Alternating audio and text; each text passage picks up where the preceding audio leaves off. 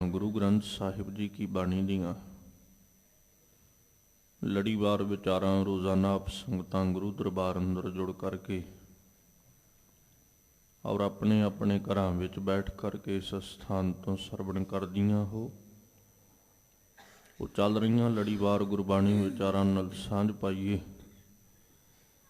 ਵਿਚਾਰਾਂ ਦੀ ਆਰੰਭਤਾ ਤੋਂ ਪਹਿਲਾਂ ਸਤਿਗੁਰੂ ਜੀ ਧੰਨ ਗੁਰੂ ਗ੍ਰੰਥ ਸਾਹਿਬ ਜੀ ਕਿਰਪਾ ਕਰਨ, ਆਪਣਾ ਮਿਹਰ ਭਰਿਆ ਹੱਥ ਸਿਰ ਤੇ ਰੱਖਣ। ਮਾਲਕ ਜੀ ਆਪ ਰਸਨਾ ਉੱਤੇ ਵਰਤ ਕੇ ਆਪਣੀ ਬਾਣੀ ਆਪਣੇ ਸ਼ਬਦ ਦੀ ਵਿਚਾਰ ਆਪ ਕਰਵਾ ਲੈਣ ਔਰ ਆਪ ਸਰਬੱਤ ਸੰਗਤ ਬਖਸ਼ੋ ਅਸੀਸ। ਕੋਈ ਰਸਨਾ ਵਾਂਝੀ ਨਾ ਰਹੇ। ਦੋਵੇਂ ਹੱਥ ਜੋੜ ਆਪਣੀਆਂ ਮਨ ਬਿਰਤੀਆਂ ਇਕਾਗਰ ਕਰਦਿਆਂ ਲਵਾਓ ਗੁਰੂ ਚਰਨਾਂ ਵਿੱਚ ਹਾਜ਼ਰੀ ਅਦਬ ਸਹਿਤ। ਸਰਬੱਤ ਸੰਗਤ ਮਿਲ ਕਰਕੇ ਉਚਾਰਨ ਕਰੋ ਜੀ ਸਤਨਾਮ ਸ੍ਰੀ ਵਾਹਿਗੁਰੂ ਸਾਹਿਬ ਜੀ। ਇੱਕ ਵਾਰ ਫਿਰ ਕਰੋ ਰਸਨਾਵਾਂ ਪਵਿੱਤਰ ਔਰ ਮਿਲ ਕੇ ਆਖੋ ਜੀ ਸਤਨਾਮ ਸ੍ਰੀ ਵਾਹਿਗੁਰੂ ਸਾਹਿਬ ਜੀ। ਵਾਹਿਗੁਰੂ ਸਾਹਿਬ ਜੀ। ਸ੍ਰੀ ਰਾਗ ਮਹੱਲਾ ਪੰਜਵਾ। ਅੰਦੇ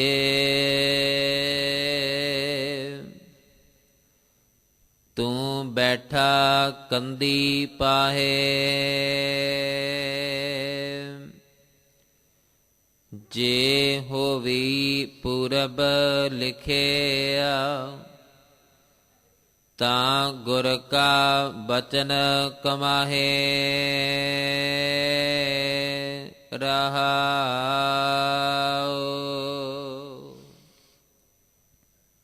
ਜਿਸ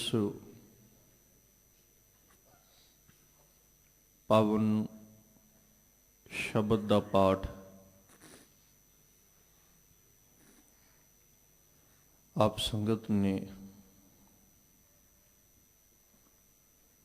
ਬੜੇ ਅਦਬ ਸਤਿਕਾਰ ਦੇ ਨਾਲ ਮਾਨਯੋਗ ਭਾਈ ਸਾਹਿਬ ਹੋਰਾਂ ਪਾਸੋਂ ਸਰਵਣ ਕੀਤਾ ਹੈ।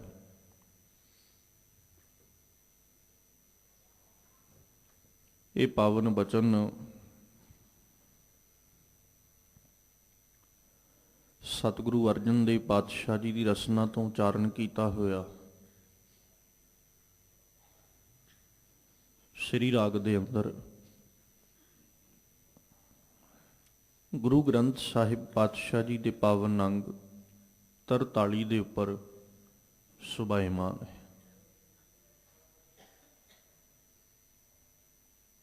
ਅੱਜ ਦੇ ਇਹਨਾਂ ਪਾਵਨ ਬਚਨਾਂ ਦੇ ਰਾਹੀਂ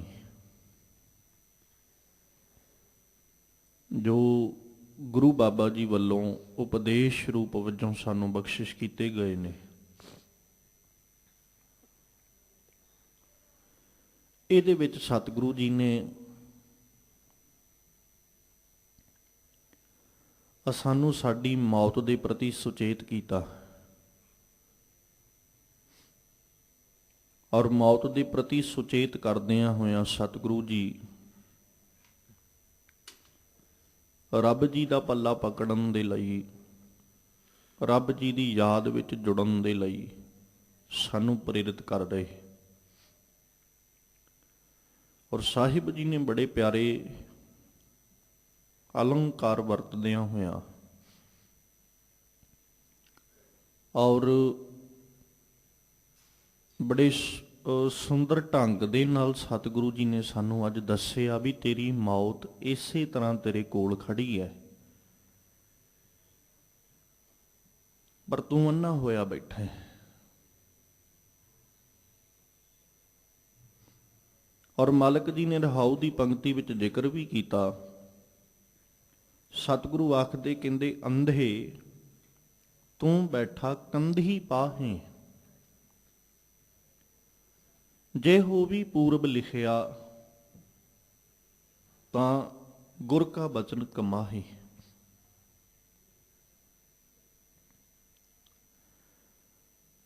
ਤੇਰੀ ਹਾਲਤ ਉਸ ਅੰਨੇ ਮਨੁੱਖ ਵਰਗੀ ਹੈ ਜਿਹਨੂੰ ਦਿਸ ਨਹੀਂ ਰਿਹਾ।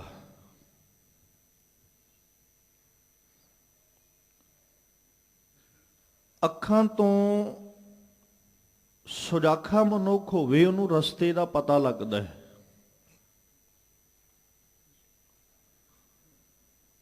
ਅੱਖਾਂ ਤੋਂ ਦਿਸ ਰਿਹਾ ਹੋਵੇ ਤੇ ਬੰਦਾ ਆਪਣੇ ਟਿਕਾਣੇ ਨੂੰ ਸੋਚ ਸਮਝ ਕੇ ਫਿਰ ਕਰਦਾ ਹੈ।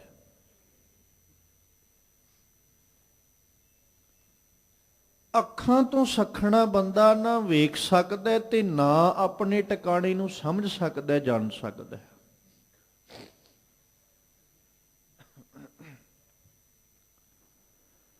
ਸਾਹਿਬ ਕਹਿੰਦੇ ਵੀ ਤੂੰ ਅੰਨ੍ਹਾ ਹੈ, ਤੂੰ ਦੇਖ ਨਹੀਂ ਸਕਿਆ ਵੀ ਤੇਰਾ ਟਿਕਾਣਾ ਕਿੱਥੇ ਹੈ। ਔਰ ਹੈਰਾਨੀ ਦੀ ਗੱਲ ਹੈ ਵੀ ਅੰਨਾ, ਟਿਕਾਣਾ ਵੇਖਿਆ ਕੋਈ ਨਹੀਂ, ਗੁਮਾਨ ਬੜਾ ਚੁੱਕੀ ਫਿਰਦਾ।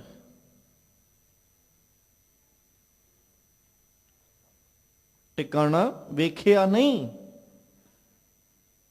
ਅੰਨਾ ਹੈ ਕਿਉਂਕਿ ਦਿਸਿਆ ਹੀ ਨਹੀਂ। ਟਿਕਾਣਾ ਕਰਕੇ ਬੈਠ ਵੀ ਗਿਆ, ਟਿਕਾਣਾ ਕਰਕੇ ਸਥਿਰ ਹੋ ਗਿਆ, ਔਰ ਅਫਸੋਸ ਇਸ ਗੱਲ ਦਾ ਇਹ ਵੀ ਨਹੀਂ ਜਾਣ ਸਕਿਆ ਕਿ ਟਿਕਾਣਾ ਹੈ ਕਿੱਥੇ।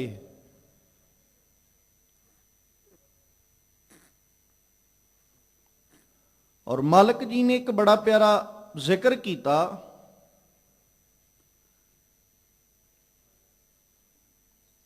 ਕਿ ਇਸ ਮਨੁੱਖ ਦੀ ਜਿਹੜੀ ਹਾਲਤ ਹੈ ਨਾ, ਇਹ ਮਨੁੱਖ ਇਸ ਤਰ੍ਹਾਂ ਦਾ ਬਣਿਆ ਹੋਇਆ ਵੀ ਇਹਨੇ ਨਿਤਾ ਪ੍ਰਤੀ ਇਹਨੂੰ ਟਿਕਾਣੇ ਦੀ ਸਮਝ ਨਹੀਂ ਨਾ ਲੱਗੀ, ਪਤਾ ਹੀ ਨਹੀਂ ਲੱਗਿਆ ਵੀ ਟਿਕਾਣਾ ਕਿੱਥੇ ਹੈ। ਤੇ ਹਾਲਤ ਕੀ ਬਣ ਗਈ, ਜੋ ਘਰ ਛੱਡ ਗਵਾਵਣਾ,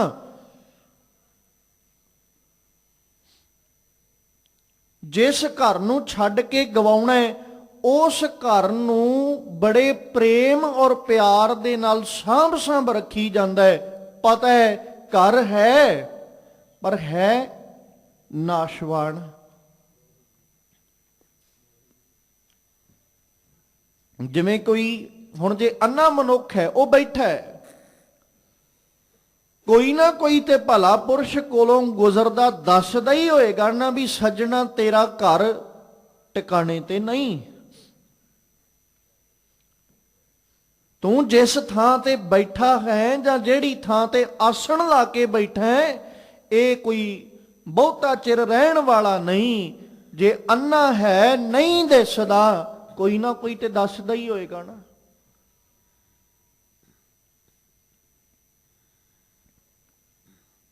ਹੁਣ ਮਾਲਕ ਜੀ ਕਹਿੰਦੇ ਵੀ ਤੂੰ ਅੰਨਾ ਹੋ ਕੇ ਬੈਠਾ ਕਿੱਥੇ ਆ? ਕੰਧੀ ਪਾਹੇ ਕਿਨਾਰੇ ਦੇ ਉੱਤੇ ਬੈਠਾ ਹੋਇਆ ਤੂੰ। ਕੰਧੀ ਪਾਹੇ ਮਤਲਬ ਪਾਸ, ਕਿਨਾਰੇ ਦੇ ਕੋਲ ਬੈਠਾ ਹੋਇਆ ਹੈ।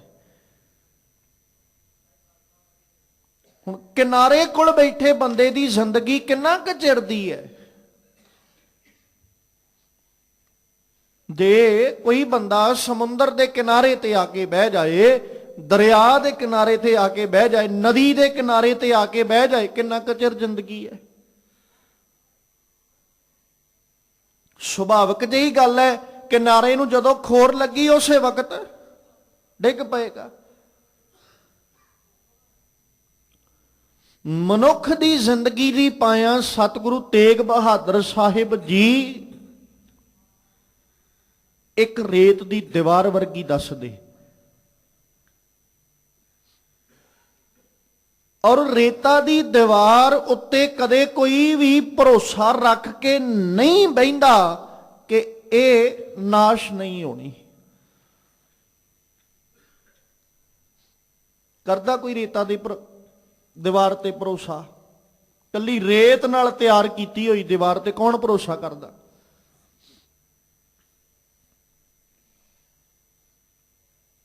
ਬਚਪਨ ਦੇ ਅੰਦਰ ਰੇਤਾ ਨਾਲ ਖੇਡਣ ਵਾਲੇ ਬੱਚੇ ਆਪੇ ਹੀ ਬਣਾ ਕੇ ਆਪੇ ਹੀ ਢਾਹ ਜਾਂਦੇ ਨੇ। ਕਦੇ ਉਹਨਾਂ ਨੇ ਇਹ ਤਾਂ ਨਹੀਂ ਕਿਹਾ ਵੀ ਸਾਡਾ ਘਰ ਢੱਠ ਗਿਆ ਤੇ ਸਾਡਾ ਘਰ ਬਣ ਗਿਆ। ਅਸੀਂ ਉਹਨਾਂ ਨੂੰ ਵੇਖ ਕੇ ਪ੍ਰਸੰਨ ਹੋ ਜਾਈਦਾ ਵੀ ਖੇਡਾਂ ਲੱਗੇ ਨੇ। ਤੇ ਕਦੇ ਉਹਨਾਂ ਕੋਲ ਜਾ ਕੇ ਅਸੀਂ ਇਹ ਕਿਹਾ ਵੀ ਘਰ ਨਾ ਢਾਇਓ, ਜਾਂ ਕਦੇ ਉਹਨਾਂ ਨੂੰ ਕਿਹਾ ਹੋਵੇ ਵੀ ਇਹੀ ਘਰ ਤੁਹਾਡਾ, ਹੁਣ ਤੁਸੀਂ ਇੱਥੇ ਹੀ ਰਹਿਣਾ ਹੈ, ਕਦੇ ਕਿਹਾ ਹੋਵੇ? ਨਹੀਂ। ਤੇ ਫਿਰ ਆਪਣੀਆਂ ਜ਼ਿੰਦਗੀਆਂ ਦੀ ਜਦੋਂ ਬਾਤ ਆਉਂਦੀ ਹੈ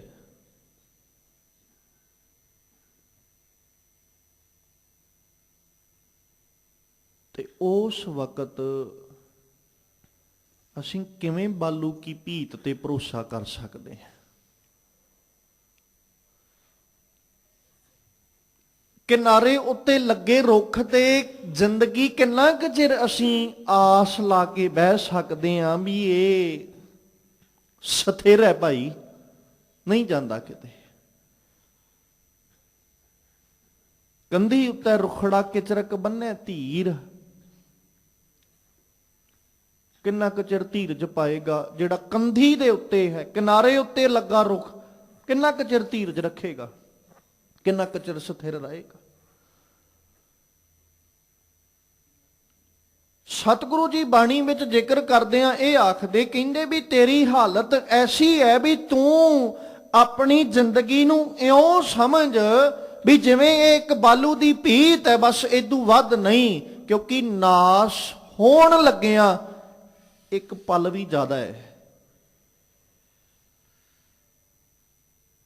ਜੇ ਆਪਾਂ ਦੇਹੀ ਦੇ ਨਾਸ਼ ਹੋਣ ਦੀ ਗੱਲ ਕਰਾਂਗੇ ਤੇ ਇੱਕ ਪਲ ਵੀ ਜ਼ਿਆਦਾ ਹੈ। ਬੰਦੇ ਦੀ ਮੌਤ ਦਾ ਤੇ ਖਿਣ ਮਾਤਰ ਸਮੇਂ ਵਿੱਚ ਨਹੀਂ ਪਤਾ ਲੱਗਦਾ ਵੀ ਕੀ ਬਣ ਗਿਆ। ਕਈ ਵਾਰ ਆਪਾਂ ਸਮਾਜ 'ਚ ਵਿਚਰਦਿਆਂ ਵੇਖਦੇ ਹਾਂ, ਜਦੋਂ ਕਿਤੇ ਕੋਈ ਐਸੀ ਘਟਨਾ ਵਾਪਰਦੀ ਹੈ ਨਾ, ਸਹਿਜ ਸੁਭਾਏ ਸਾਡੀ ਜ਼ੁਬਾਨ ਕਹਿੰਦੀ ਸਾਡੇ ਹੱਥਾਂ 'ਚੋਂ ਹੀ ਨਿਕਲ ਗਿਆ, ਸੋਚਿਆ ਨਹੀਂ ਸੀ ਵੀ ਇਹ ਵੀ ਹੋ ਸਕਦਾ ਹੈ। ਬਸ ਆਹੀ ਭਰੋਸਾ ਹੈ ਇੰਨਾ ਕੁ, ਜਿਹਨੂੰ ਸਾਹਿਬ ਜੀ ਬਾਣੀ 'ਚ ਕਹਿ ਦਿੰਦੇ, ਹਮ ਆਦਮੀ ਹਾਂ ਇੱਕ ਦਮੀ ਮੋਹਲਤ ਮੋਹਤ ਨਾ ਜਾਣਾ, ਨਾ ਮੋਹਲਤ ਦਾ ਪਤਾ ਨਾ ਮੋਹਤ। ਕਿੰਨਾ ਕੁ ਚਿਰ ਹੈ? ਬਸ ਇੱਕ ਦਮ। ਉਹਦਾ ਵੀ ਭਰੋਸਾ ਨਹੀਂ ਵੀ ਆਉਣਾ ਕਿ ਨਹੀਂ ਆਉਣਾ। ਇਸੇ ਕਰਕੇ ਸਾਹਿਬ ਜੀ ਬਾਰ-ਬਾਰ ਆਖਦੇ, ਹਰ ਜਪਦਿਆਂ ਖਿਨ ਢਿੱਲ ਨਾ ਕੀਚਈ ਮੇਰੀ ਜਿੰਦੜੀਏ, ਮਤ ਕੇ ਜਾਪੈ ਸਾਹ ਆਵੈ ਕਿ ਨਾ ਆਵੈ ਰਾਮ। ਕਿਉਂਕਿ ਹਾਲਤ ਕੀ ਹੈ? ਅੰਧੇ ਤੂੰ ਬੈਠਾ ਕੰਧੀ ਪਾਹੇ, ਬੈਠਾ ਕਿਨਾਰੇ ਉੱਤੇ ਹੈ, ਪਰ ਅਫਸੋਸ ਇਸ ਗੱਲ ਦਾ ਬੜਾ ਅਵੇਸਲਾ ਹੋ ਕੇ ਬੈਠਾ ਹੈ। ਸਾਹਿਬ ਨੇ ਤਾਂ ਲਫ਼ਜ਼ ਅੰਨਾ ਵਰਤਿਆ ਕਿਉਂਕਿ ਦਿਸਦਾ ਨਹੀਂ ਇਹਨੂੰ। ਜੇ ਦਿਸਦਾ ਹੁੰਦਾ ਤੇ ਕਦੇ ਕਿਨਾਰੇ ਤੇ ਬਹਿੰਦਾ? ਜਿਸ ਬੰਦੇ ਨੂੰ ਦਿਸਦਾ ਹੋਵੇ, ਆਪਾਂ ਨੂੰ ਦਿਸਦਾ ਹੈ, ਅੱਖਾਂ ਨਾਲ ਅਸੀਂ ਵੇਖ ਰਹੇ ਹਾਂ, ਸਾਨੂੰ ਕਿਤੇ ਕੋਈ ਨਦੀ ਦੇ ਕਿਨਾਰੇ ਤੇ ਜਾ ਕੇ ਬੈਠਣ ਨੂੰ ਕਹਿ ਦੇ, ਘਰ ਪਾ ਕੇ ਰਹਿਣ ਨੂੰ ਕਹਿ ਦੇਵੇ ਕੋਈ, ਅਸੀਂ ਪਾ ਲਾਂਗੇ? ਜੇ ਪਾਵਾਂਗੇ ਵੀ ਹਟਵਾ ਪਾਵਾਂਗੇ ਵੀ ਕੋਈ ਗੱਲ ਨਹੀਂ ਭਾਈ, ਦੂਰ ਹੈ ਪਾਣੀ ਦਾ ਸੁਮਾ। ਅਸੀਂ ਇਹਨਾਂ ਅੱਖਾਂ ਨਾਲ ਵੇਖ ਰਹੇ ਹਾਂ, ਜੇ ਅਸੀਂ ਕਿਤੇ ਕਿਨਾਰੇ ਤੇ ਜਾਣਾ ਵੀ ਹੋਵੇ ਤੇ ਬੜਾ ਸੋਚ ਕੇ ਧਿਆਨ ਰੱਖ ਕੇ ਕਦਮ ਰੱਖੀਦਾ ਹੈ, ਕਿਤੇ ਹੇਠਾਂ ਨੂੰ ਨਾ ਚਲੇ ਜਾਈਏ। ਜੇ ਕਿਨਾਰੇ ਤੇ ਬੈਠਣਾ ਪੈ ਜਾਏ ਫਿਰ ਬੜੇ ਸੁਚੇਤ ਹੋ ਕੇ ਬੈਠੀਦਾ ਵੀ ਆਪਣੇ ਆਪ ਨੂੰ ਅਸੀਂ ਸੰਭਾਲ ਸਕੀਏ ਜੇ ਕੋਈ ਇਦਾਂ ਦੀ ਹਾਲਤ ਬਣਨ ਲੱਗੇ ਤੇ ਜੇ ਸਾਡੀਆਂ ਅੱਖਾਂ ਸਾਹਮਣੇ ਕੋਈ ਕਿਨਾਰੇ ਤੇ ਡਿੱਗਣ ਵਾਲਾ ਹੋਵੇ, ਅਸੀਂ ਉਹਨੂੰ ਆਵਾਜ਼ ਮਾਰ ਕੇ ਕਹਿੰਦੇ ਆ, ਵੇਖੀ ਭਲਿਆ ਆਪਣਾ ਆਪ ਬਚਾ, ਦਿਸ ਰਿਹਾ। ਤੇ ਜੇ ਸੰਸਾਰਕ ਤੌਰ ਤੇ ਅਸੀਂ ਇੰਨੇ ਸੁਚੇਤ ਹਾਂ, ਆਪਣੀਆਂ ਜ਼ਿੰਦਗੀਆਂ ਦੇ ਲਈ ਅਸੀਂ ਅਵੇਸ ਲੈ ਕੇ ਆਉਂ, ਆਪਣੇ ਜੀਵਨਾਂ ਨੂੰ ਲੈ ਕੇ ਅਸੀਂ ਅਵੇਸ ਲੈ ਕੇ ਆਉਂ, ਉਦੋਂ ਫਿਰ ਅੰਨਿਆਂ ਵਾਲੇ ਕਰਮ ਕਿਉਂ ਵੀ ਸਾਨੂੰ ਤੇ ਦਿਸਦਾ ਹੀ ਨਹੀਂ। ਜੀ ਸਾਡੀ ਤੇ ਜ਼ਿੰਦਗੀ ਗੁਜ਼ਰ ਗਈ, ਸਾਨੂੰ ਤੇ ਨਜ਼ਰ ਹੀ ਨਹੀਂ ਆਇਆ, ਦੱਸਿਆ ਹੀ ਕੋਈ ਨਹੀਂ।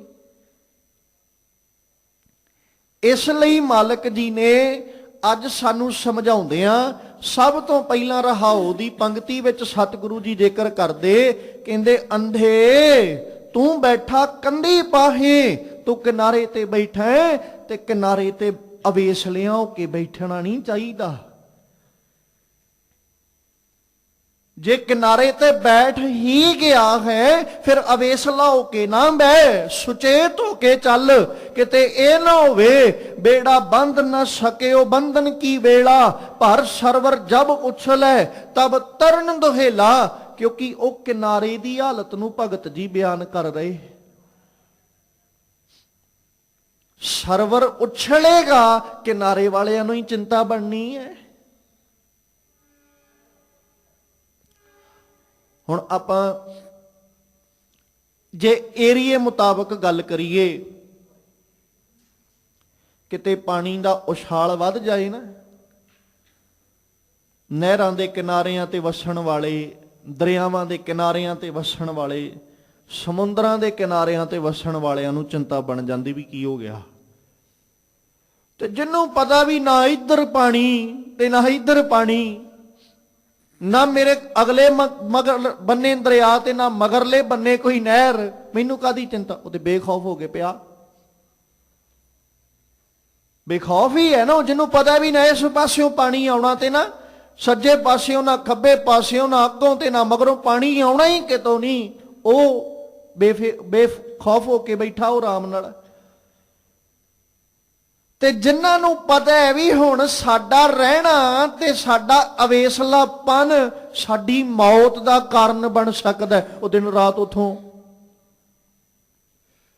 ਆਪਣਾ ਆਪਾਂ ਕਿਤੇ ਹੋਰ ਲਿਜਾਣ ਦੀ ਸੋਚੀ ਬੈਠੇ। ਉਹ ਫਿਰ ਕਹਿੰਦੇ ਵੀ ਕੋਈ ਗੱਲ ਨਹੀਂ, ਜਦੋਂ ਪਾਣੀ ਦਾ ਲੈਵਲ ਘਟੇਗਾ ਫਿਰ ਆ ਜਾਾਂਗੇ, ਹੁਣ ਆਪਾਂ ਕਿਤੇ ਹੋਰ ਰਹਿਣ ਦਾ ਪ੍ਰਬੰਧ ਕਰੀਏ। ਕਿਨਾਰਿਆਂ ਉੱਤੇ ਰਹਿਣ ਵਾਲੇ ਅਵੇਸਲੇ ਹੋ ਕੇ ਨਹੀਂ ਰਹਿੰਦੇ, ਪਰ ਇੱਕੋ ਇੱਕ ਮਨੁੱਖ ਹੈ ਜਿਹੜਾ ਮੌਤ ਰੂਪੀ ਨਦੀ ਦੇ ਕਿਨਾਰੇ ਤੇ ਬੈਠਾ ਹੈ ਪਰ ਅਵੇਸਲਾ ਹੋ ਕੇ ਬੈਠਾ ਹੈ। ਇੱਕੋ ਇੱਕ ਮਨੁੱਖ ਹੈ, ਬੈਠਾ ਤੇ ਹੈ ਕਿਨਾਰੇ ਤੇ ਪਰ ਅਵੇਸਲਾ ਹੋ ਕੇ ਬੈਠਾ ਹੋਇਆ। ਚਾਹੀਦਾ ਤੇ ਸੀ ਜੇ ਕਿਨਾਰੇ ਤੇ ਬਹਿ ਗਿਆ ਤੇ ਸੁਚੇਤ ਹੋ ਕੇ ਬਹਿੰਦਾ ਵੀ ਮੌਤ ਆਉਂਦੀ ਉਦੋਂ ਪਹਿਲੋਂ ਆਪਣਾ ਆਪਾ ਕੁਝ ਸਵਾਰ ਲੈਂਦਾ, ਆਪਣਾ ਆਪਾ ਬਣਾ ਲੈਂਦਾ। ਅਫਸੋਸ ਇਸ ਗੱਲ ਦਾ ਹੈ ਇਹ ਬੰਦਾ ਕਿਨਾਰੇ ਤੇ ਬੈਠਾ ਅਵੇਸਲਾ ਹੋ ਕੇ ਲੋਕਾਂ ਨੂੰ ਹੀ ਵੇਂਦਾ ਰਹਿ ਗਿਆ, ਔਰ ਲੋਕਾਂ ਨੂੰ ਵੇਂਦਾ ਵੇਂਦਾ ਇਹੋ ਹੀ ਕਰਦਾ ਰਿਹਾ ਵੀ ਲੈ ਜ਼ਿੰਦਗੀ ਬੜੀ ਲੰਮੀ ਪਈ ਹੈ। ਸਮੁੰਦਰ ਵਿੱਚ ਲਹਿਰਾਂ ਦੱਸ ਕੇ ਨਹੀਂ ਆਉਂਦੀਆਂ, ਸਮੁੰਦਰ ਵਿਚਲਾ ਤੂਫਾਨ ਕਦੇ ਦੱਸ ਕੇ ਨਹੀਂ ਆਇਆ, ਸਮੁੰਦਰ ਵਿਚਲੀ ਸੁਨਾਮੀ ਕਦੇ ਦੱਸ ਕੇ ਨਹੀਂ ਆਈ। ਬਸ ਇੰਨਾ ਹੈ ਕਿ ਜਿਨ੍ਹਾਂ ਨੇ ਇਸ ਗੱਲ ਨੂੰ ਸਮਝ ਲਿਆ ਕਿ ਉਹਨੇ ਦੱਸ ਕੇ ਨਹੀਂ ਆਉਣਾ, ਉਹਨੇ ਪ੍ਰਬੰਧ ਕਰ ਲਿਆ, ਤੇ ਜਿਹੜਾ ਵੇਖਦਾ ਰਿਹਾ ਉਹ ਵੇਖਦਾ ਹੀ ਰਿਹਾ। ਉਹ ਸੁਨਾਮੀਆਂ ਆਈਆਂ, ਉਹਨਾਂ ਵਿੱਚ ਹੀ ਵਹਿ ਗਿਆ। ਜਿੰਨਾ ਪ੍ਰਬੰਧ ਕੀਤਾ ਸੀ ਉਹ ਕਿਸੇ ਕਿਨਾਰੇ ਲੱਗ ਗਏ।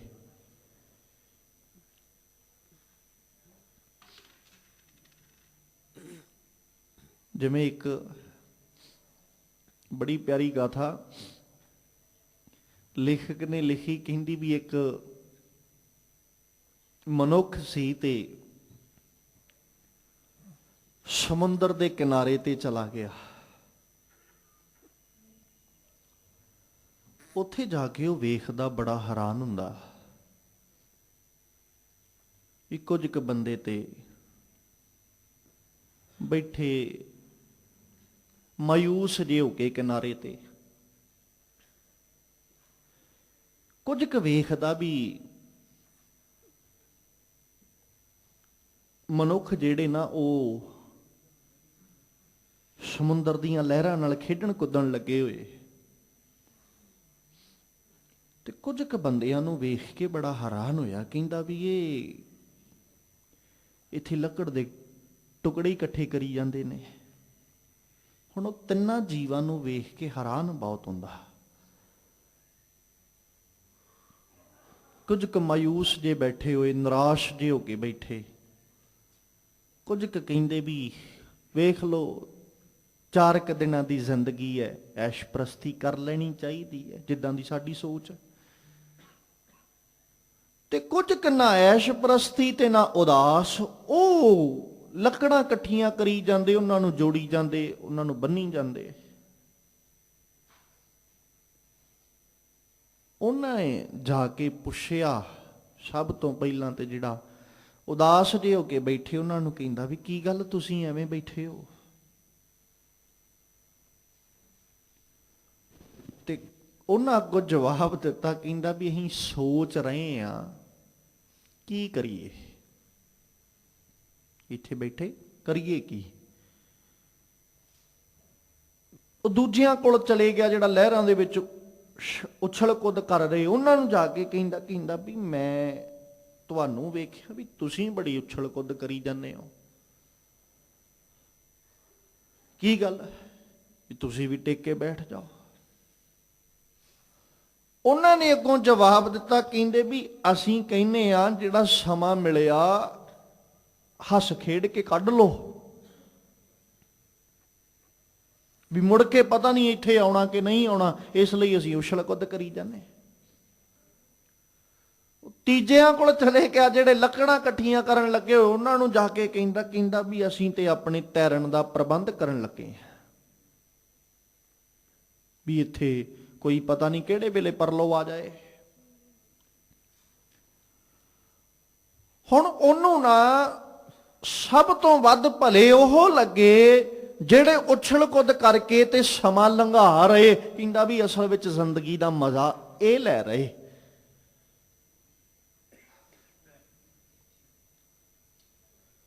ਪਰ ਕੁਝ ਸਮੇਂ ਬਾਅਦ ਉੱਥੇ ਇੱਕ ਹੈਰਾਨੀਜਨਕ ਘਟਨਾ ਵਾਪਰਦੀ ਹੈ। ਐਸੀਆਂ ਲਹਿਰਾਂ ਉੱਠੀਆਂ, ਐਸੀ ਉਸ ਜਗ੍ਹਾ ਦੇ ਉੱਤੇ ਪਰਲੋ ਆਈ, ਜਿਹੜੇ ਅਵੇਸਲੇ ਬੈਠੇ ਸੀ ਸੋਚੀ ਜਾਂਦੇ ਉਹ ਵੀ ਗਏ, ਉਛਲ ਕੁੱਦ ਕਰਨ ਵਾਲੇ ਵੀ ਲਪੇਟੇ ਗਏ, ਤੇ ਜਿਹੜੇ ਲੱਕੜਾਂ ਜੋੜਨ ਲੱਗੇ ਹੋਏ ਸੀ ਉਹ ਜਿੰਨੀਆਂ ਜਿੰਨੀਆਂ ਜੁੜੀਆਂ ਫਟਾਫਟ ਉਨੀਆਂ ਤੇ ਹੀ ਚੜ ਗਏ ਵੀ ਆਪਣਾ ਆਪਾਂ ਤੇ ਸਾਂਭਾਂਗੇ।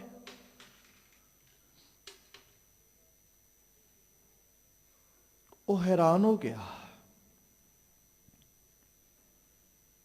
ਵੀ ਜੋ ਮੈਂ ਸੋਚਦਾ ਸਾਂ ਜ਼ਿੰਦਗੀ ਉਹ ਨਹੀਂ, ਜੋ ਇਹ ਕਰ ਰਹੇ ਨੇ ਨਾ ਜ਼ਿੰਦਗੀ ਇਹਨੂੰ ਕਹਿੰਦੇ ਨੇ। ਉਹ ਕਾਹਦੀ ਜ਼ਿੰਦਗੀ ਵੀ ਜਿਹੜੀ ਉਛਲ ਕੁੱਦ ਕਰਕੇ ਆਪੇ ਹੀ ਖਤਮ ਕਰ ਲਈ।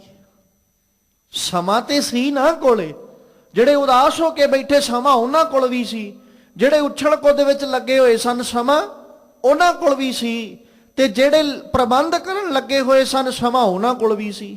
ਹੈ ਵੀ ਇੱਕੋ ਜਿਹਾ, ਵੱਖਰਾ ਥੋੜੀ ਸੀ। ਲਹਿਰਾਂ ਦੇ ਕੋਲ ਜਦੋਂ ਆਉਣਗੀਆਂ, ਜਿੰਨੇ ਉੱਥੇ ਨੇੜੇ ਨੇੜੇ ਹੋਣਗੇ ਸਾਰਿਆਂ ਲਈ ਇੱਕੋ ਵਾਰੀ ਆਉਣਗੀਆਂ, ਕਿਸੇ ਲਈ ਵੱਧ ਕੇ ਕਿਸੇ ਲਈ ਘੱਟ ਕੇ ਥੋੜੀ ਆਉਣਗੀਆਂ। ਔਰ ਜਿੰਨਾ ਪ੍ਰਬੰਧ ਕੀਤਾ ਉਹ ਸਵਾਰ ਹੋਏ, ਉਹਨਾਂ ਨੂੰ ਸਵਾਰ ਹੋਇਆਂ ਨੂੰ ਵੇਖ ਕੇ ਉਹ ਬੜਾ ਹੈਰਾਨ ਹੋਇਆ ਵੀ ਇਹਨਾਂ ਨੇ ਤੇ ਪਾਰ ਲੰਘ ਜਾਣਾ, ਬਾਕੀ ਸਾਰੇ ਮੇਰੇ ਸਾਹਮਣੇ ਅੱਖਾਂ ਦੇ ਡੁੱਬਦੇ ਪਏ। ਫਿਰ ਸਮਝ ਲੱਗਦੀ ਹੈ ਅਸਲ ਵਿੱਚ ਜੀਵਨ ਕੀ ਹੈ, ਜ਼ਿੰਦਗੀ ਕੀ ਹੈ। ਫਿਰ ਸਮਝ ਲੱਗੀ, ਫਿਰ ਸੁਚੇਤ ਹੋਇਆ, ਆਪਣੇ ਅਵੇਸਲੇਪਨ ਨੂੰ ਛੱਡਦਾ ਹੈ। ਪਰ ਇੱਕ ਅੱਜ ਸਾਹਿਬ ਦੱਸ ਰਹੇ, ਕਹਿੰਦੇ ਮਨੁੱਖਾ ਅੰਨਿਆ ਹੋਇਆ ਕਿਨਾਰੇ ਤੇ ਬੈਠਾ ਹੈ ਤੇ ਸੁਚੇਤ ਹੋ ਕੇ ਬੈਠ, ਕੋਈ ਨਾ ਕੋਈ ਪ੍ਰਬੰਧ ਕਰ, ਅਵੇਸਲਾ ਨਾ ਹੋ, ਤੇ ਨਾ ਹੀ ਇਸ ਗੱਲ ਨੂੰ ਸੋਚ ਕੇ ਚੱਲ ਵੀ ਜ਼ਿੰਦਗੀ 4 ਕੁ ਦਿਨਾਂ ਦੀ ਹੈ, ਹੱਸ ਖੇਡ ਕੇ ਕੱਢ ਲੋ। ਹੱਸ ਖੇਡ, ਤੈਨੂੰ ਰੋਕਦਾ ਕੌਣ ਹੈ? ਪਰ ਤੇਰਾ ਹੱਸਣਾ ਵੀ ਗੁਰੂ ਆਸ਼ੇ ਮੁਤਾਬਕ ਹੋਵੇ, ਤੇਰਾ ਖੇਡਣਾ ਵੀ ਗੁਰੂ ਆਸ਼ੇ ਮੁਤਾਬਕ ਹੋਵੇ, ਤੇਰਾ ਖਾਣਾ, ਤੇਰਾ ਪਹਿਨਣਾ, ਤੇਰਾ ਸੌਣਾ ਤੇਰੇ ਗੁਰੂ ਆਸ਼ੇ ਮੁਤਾਬਕ ਹੋਵੇ। ਤੈਨੂੰ ਰੋਕਦਾ ਕੌਣ ਹੈ? ਪਰ ਗੁਰੂ ਅਨੁਸਾਰੀ ਤੇ ਹੋ ਕੇ ਚੱਲ।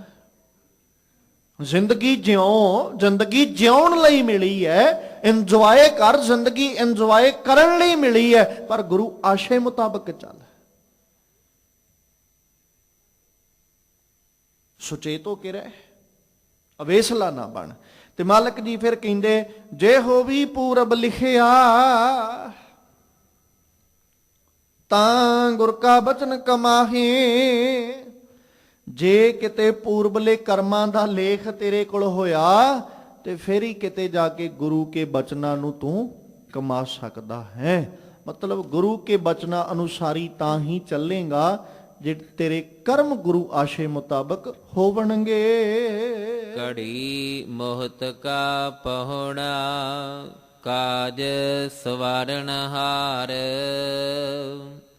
ਮਾਇਆ ਕਾਮ ਵਿਆਪਿਆ ਸਮਝੈ ਨਾਹੀ ਗਵਾਰ।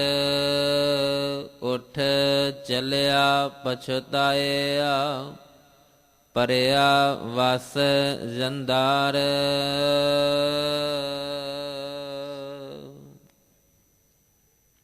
ਘੜੀ ਮੋਹਤ ਕਾ ਪਾਹੁਣਾ, ਘੜੀਆਂ ਦੋ ਘੜੀਆਂ ਵਾਸਤੇ ਆਇਆ ਹੋਇਆ ਪ੍ਰਾਹੁਣਾ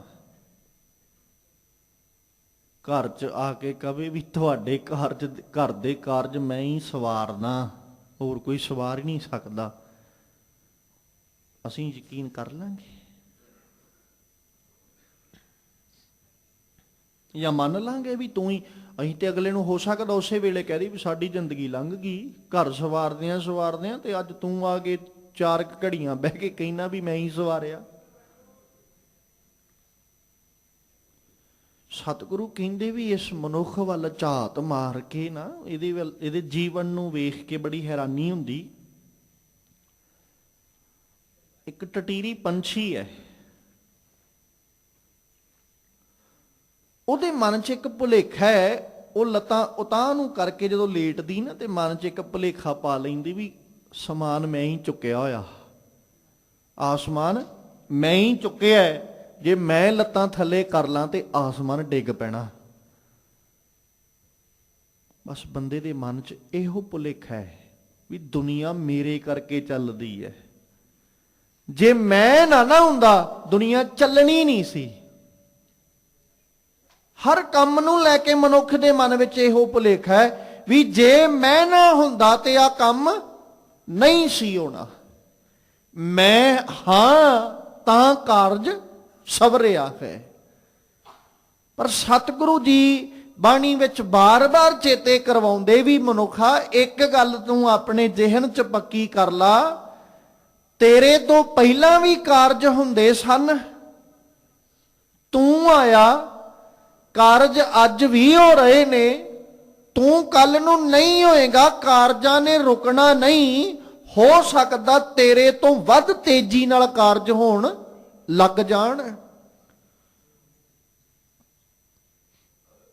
ਐਵੇਂ ਨਹੀਂ ਸਾਹਿਬ ਜੀ ਨੇ ਬਾਣੀ 'ਚ ਲਫ਼ਜ਼ ਵਰਤੇ, ਜਿਸ ਆਸਣ ਹਮ ਬੈਠੇ ਕਿਤੇ ਬੈਸ ਗਿਆ। ਦਾਵਾ ਥੋੜੀ ਹੈ ਕੋਈ। ਜੇ ਅੱਜ ਅਸੀਂ ਆਖੀਏ ਵੀ ਜਿਹੜੇ ਆਸਣ ਤੇ ਅਸੀਂ ਬੈਠੇ ਆ ਬਸ ਅਸੀਂ ਹੀ ਬਹਿ ਸਕਦੇ ਆ, ਕੋਈ ਦੂਜਾ ਨਹੀਂ, ਤੇ ਸਾਡੇ ਤੋਂ ਪਹਿਲਾਂ ਕਿੰਨੇ ਬਹਿ ਗਏ? ਜੇ ਸਾਡੇ ਤੋਂ ਪਹਿਲਾਂ ਕਈ ਬਹਿ ਗਏ ਤੇ ਸੁਭਾਵਿਕ ਜਿਹੀ ਗੱਲ ਹੈ ਸਾਡੇ ਤੋਂ ਮਗਰੋਂ ਵੀ ਕਈ ਬੈਠਣਗੇ। ਸ਼ੇਖ ਹਯਾਤੀ ਜਗ ਨਾ ਕੋਈ ਥਿਰ ਰਹਿਆ, ਹੈ ਕੋਈ ਕਿਸੇ ਦੀ ਸਥਿਰਤਾ ਵੀ ਜਿਹੜਾ ਦਾਵਾ ਕਰਕੇ ਆਖੇ ਵੀ ਆ ਅਸੀਂ ਨਾ ਇੱਕ ਲਫ਼ਜ਼ ਆਪਣੀ ਜ਼ਿੰਦਗੀ 'ਚ ਸਹਿਜ ਸੁਭਾਅ ਵਰਤਦੇ ਹਾਂ ਵੀ ਜੱਦੀ ਪੁਸ਼ਤੀ ਹੈ, ਮਤਲਬ ਪੁਸ਼ਤਾਂ ਤੋਂ ਬੈਠੇ ਆ ਰਹੇ ਆ। ਕਿੰਨੀਆਂ ਪੁਸ਼ਤਾਂ ਤੋਂ ਬੈਠੇ ਆ ਰਹੇ ਆ?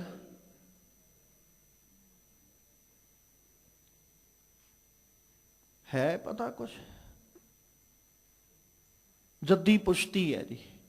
ਫਿਰ ਇੰਨਾ ਕਿਤੇ ਸੋਚ ਲਾ ਵੀ ਜਿਹੜੀਆਂ ਤੂੰ ਪੁਸ਼ਤਾਂ ਦੀ ਗੱਲ ਕਰਦਾ ਉਹ ਵਾਰੀ-ਵਾਰੀ ਉਹ ਵੀ ਚਲੇ ਗਏ, ਤੇ ਆਉਣ ਵਾਲੀਆਂ 4-5 ਪੀੜ੍ਹੀਆਂ ਨੂੰ ਤੇਰੇ ਵਾਲੇ ਵੀ ਅਗਲੇ ਕਹਿਣਗੇ ਵੀ ਸਾਡਾ ਪੁਸ਼ਤੈਨੀ ਹੈ ਜੀ ਇਹ ਤਖਤ, ਅਸੀਂ ਤੇ ਤਾਂ ਬੈਠੇ ਆ। ਵਿਰਾਸਤ ਹੈ ਜੀ ਸਾਡੀ, ਤੇ ਸਾਨੂੰ ਤੇ ਵਿਰਸਾ ਮਿਲਿਆ। ਮੇਰੇ ਸਾਹਿਬ ਜੀ ਆਖਦੇ ਕਹਿੰਦੇ ਘੜੀ ਮੋਹਤ ਕਾ ਪਹੁਣਾ, ਕਾਜ ਸਵਾਰਨ ਹਾਰ। ਪਰ ਹੋਇਆ ਕੀ, ਮਾਇਆ ਕਾਮ ਵਿਆਪਿਆ। ਘੜੀ ਮੋਹਤ ਦਾ ਪਾਹੁਣਾ ਬਣ ਕੇ ਆਇਆ, ਚਾਹੀਦਾ ਤੇ ਸੀ ਕਾਰਜ ਕੋਈ ਸਵਾਰ ਲੈਂਦਾ ਵੀ ਚਲੋ ਭਾਈ ਮੈਂ ਪ੍ਰਾਹੁਣਾ ਆ। ਤੇ ਜਿਵੇਂ ਆਪਾਂ ਅਕਸਰ ਕਹਿ ਲੈਂਦੇ ਆ, ਅੱਜ ਇਸ ਗੱਲ ਪ੍ਰਤੀ ਵੀ ਸਾਨੂੰ ਸੁਚੇਤ ਹੋਣਾ ਪਏਗਾ। ਆਪਾਂ ਕਿਤੇ ਰਿਸ਼ਤੇਦਾਰ ਸਾਕ ਸੰਬੰਧੀਆਂ ਨੂੰ ਮਿਲਣ ਵਾਸਤੇ ਚਲੇ ਜਾਈਏ, ਸਮੇਂ ਦਾ ਨਹੀਂ ਪਤਾ, 5-7 ਮਿੰਟ 10 ਮਿੰਟ ਘੰਟਾ 2 ਘੰਟੇ ਕਿਸੇ ਨੂੰ ਮਿਲਣ ਵਾਸਤੇ ਆਪਾਂ ਗਏ, ਉੱਥੇ ਜਾ ਕੇ ਤੇ ਅਸੀਂ ਆਪਦੇ ਹੀ ਮੋਬਾਈਲ ਫੋਨਾਂ ਵਿੱਚ ਵੜ ਕੇ ਬਹਿ ਜਾਂਦੇ ਆ। ਨਾ ਉਹਨਾਂ ਨਾਲ ਕੋਈ ਗੱਲ, ਨਾ ਬਾਤ, ਨਾ ਕੋਈ ਹਾਲ, ਨਾ ਕੁਝ ਨਹੀਂ। ਸਮਾਂ ਲੰਘ ਗਿਆ, ਘੰਟਾ 1.5 ਘੰਟਾ, ਚੰਗਾ ਜੀ ਅਸੀਂ ਚੱਲਦੇ। ਜੋ ਅੱਜ ਦਾ ਮਾਹੌਲ ਚੱਲ ਰਿਹਾ। ਪਰ ਚਾਹੀਦਾ ਤੇ ਇਹ ਸੀ ਵੀ ਉਦੋਂ ਅਸੀਂ ਆਪਣੇ ਆਪੇ ਨੂੰ ਪਾਸੇ ਰੱਖ ਕੇ ਜਿਹਨੂੰ ਮਿਲਣ ਗਏ ਆ ਅਗਲੇ ਕੋਲ ਘੜੀ ਬਹਿ ਕੇ ਉਹਦਾ ਹਾਲ ਚਾਲ ਪੁੱਛਦੇ ਜਾਂ ਕੋਈ ਵਿਚਾਰ ਚਰਚਾ ਕਰਦੇ, ਤਾਂ ਜੋ ਕੁਛ ਪੱਲੇ ਪੈਂਦਾ, ਕੋਈ ਕਾਰਜ ਸਵਰਦਾ। ਚਾਹੀਦਾ ਤੇ ਇਹ ਸੀ ਵੀ ਕਾਰਜ ਸਵਰ ਜਾਂਦਾ, ਮੈਂ ਜਿਹੜੇ ਕਾਰਜ ਆਇਆ ਉਹ ਕਾਰਜ ਸਵਰ ਜਾਂਦਾ। ਸਾਹਿਬ ਕਹਿੰਦੇ ਹੈ ਤੇ ਘੜੀ ਮੋਹਤ ਦਾ ਪਾਹੁਣਾ, ਸਵਾਰਨਾ ਵੀ ਕਾਰਜ ਸੀ, ਪਰ ਅਫਸੋਸ ਇਸ ਗੱਲ ਦਾ ਮਾਇਆ ਕਾਮ ਵਿਆਪਿਆ। ਸਮਝੇ ਨਹੀਂ ਗਵਾਰ, ਇੰਨਾ ਕੁ ਕਾਮਨਾਵਾਂ ਨੇ ਇਹਨੂੰ ਘੇਰ ਲਿਆ, ਮਾਇਆ ਨੇ ਇੰਨਾ ਕੁ ਘੇਰ ਲਿਆ, ਕਾਮਨਾਵਾਂ ਵਿੱਚ ਇੰਨਾ ਕੁ ਫਸ ਗਿਆ, ਗਵਾਰ ਬਣ ਗਿਆ, ਸਮਝ ਹੀ ਨਹੀਂ ਲੱਗੀ, ਮੂਰਖ ਹੋਇਆ ਬੈਠਾ। ਕਿੱਡੀ ਮੂਰਖਤਾਈ ਵਿੱਚ ਬੈਠਾ ਫਿਰ। ਅਗਲੇ ਬਾਰ-ਬਾਰ ਕਹਿੰਦੇ ਨੇ ਵੀ ਇਹਨੂੰ ਪਾਸੇ ਰੱਖ ਦੇ, ਜਿਹਦੇ ਵਿੱਚ ਖੁੱਭਿਆ ਹੋਇਆ ਇਹਨੂੰ ਪਾਸੇ ਰੱਖ, 2 ਘੜੀਆਂ ਬੈਠਾ ਤੇ ਸਾਡੇ ਨਾਲ ਵਿਚਾਰ ਕਰ ਲਾ। ਪਰ ਨਹੀਂ, ਉਹ ਮਾਇਆ ਕਾਮ ਵਿਆਪਿਆ ਹੀ ਹੈ। ਸੰਸਾਰਕ ਤੌਰ ਤੇ ਜੇ ਗੱਲ ਕਰਾਂਗੇ ਤੇ ਕਿੱਥੇ ਗਰਸਿਆ ਪਿਆ ਇਨਸਾਨ। ਤੇ ਸਾਹਿਬ ਕਹਿੰਦੇ ਇਸੇ ਤਰ੍ਹਾਂ ਆਪਣੀ ਜ਼ਿੰਦਗੀ ਨੂੰ ਲੈ ਕੇ ਏਡਾ ਕੁ ਅਵੇਸਲਾ ਹੋਇਆ, ਪਤਾ ਤੇ ਹੈ ਨਹੀਂ ਘੜੀ ਹੈ ਕਿ 2 ਘੜੀਆਂ ਨੇ, ਹੈ ਤੇ ਪ੍ਰਾਹੁਣੇ ਹੀ ਨਾ। ਦਾਵਾ ਕਰ ਸਕਦੇ ਆ ਵੀ ਮੇਰੀ ਜ਼ਿੰਦਗੀ ਅਜੇ ਬੜੀ ਲੰਮੀ ਪਈ। ਘੜੀ ਦਾ ਨਹੀਂ ਪਤਾ, ਪਲ ਦਾ ਨਹੀਂ ਪਤਾ, ਇਹ ਵੀ ਨਹੀਂ ਪਤਾ ਵੀ ਅੱਜ ਦਾ ਦਿਨ ਵੀ ਸਾਰਾ ਵੇਖਣਾ ਕਿ ਨਹੀਂ ਵੇਖਣਾ। ਕੋਈ ਦਾਵਾ ਨਹੀਂ। ਦਾਵਾ ਤੇ ਇੰਨਾ ਵੀ ਨਹੀਂ ਹੁੰਦਾ ਵੀ ਰਾਤ ਨੂੰ ਸੌਣ ਲੱਗੇ ਆ ਸਵੇਰੇ ਉੱਠਣਾ ਕਿ ਨਹੀਂ ਉੱਠਣਾ। ਦਾਵਾ ਤੇ ਇੰਨਾ ਵੀ ਨਹੀਂ ਹੈ, ਪਰ ਫਿਰ ਵੀ ਅਸੀਂ ਦਾਅਵੇ ਕਰਦੇ ਆ। ਘੜੀ ਮੋਹਤ ਕਾ ਪਾਹੁਣਾ, ਪ੍ਰਾਹੁਣੇ ਤੇ ਇੱਕ ਦਮ ਦੇ ਹੀ ਆ, ਤੇ ਜਿਹੜਾ ਇੱਕ ਦਮ ਦਾ ਪ੍ਰਾਹੁਣਾ ਹੋਵੇ ਉਹ ਅਵੇਸਲਾ ਬਣ ਕੇ ਚੱਲੇ, ਕਦੇ ਸਰ ਜਾਏਗਾ। ਮਾਲਕ ਕਹਿੰਦੇ ਤੂੰ ਕਾਰਜ ਸਵਾਰ ਭਾਈ, ਕਾਰਜ ਸਵਾਰਨ ਲਈ ਜਿਹੜਾ ਆਇਆ, ਜਿਹੜਾ ਕੰਮ ਕਰਨ ਆਇਆ ਉਹ ਕਾਰਜ ਕਰ। ਜਿਸ ਕਾਰਜ ਵਾਸਤੇ ਆਇਆ ਹੈ ਉਸ ਕਾਰਜ ਨੂੰ ਸਵਾਰ, ਉਹ ਕਾਰਜ ਕਰ। ਐਵੇਂ ਮੂਰਖਤਾਈ ਵਸ ਹੋਇਆ, ਕਾਮਨਾਵਾਂ ਵਿੱਚ ਨਾ ਫਸਿਆ ਰਹੋ, ਕਿਤੇ ਇਹ ਨਾ ਹੋਵੇ ਉੱਠ ਚੱਲਿਆ ਪਛਤਾਇਆ।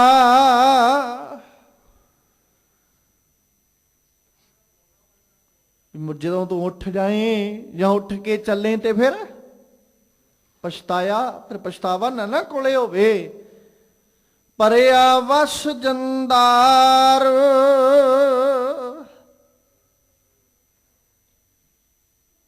ਕਿਤੇ ਇਹ ਨਾ ਹੋਵੇ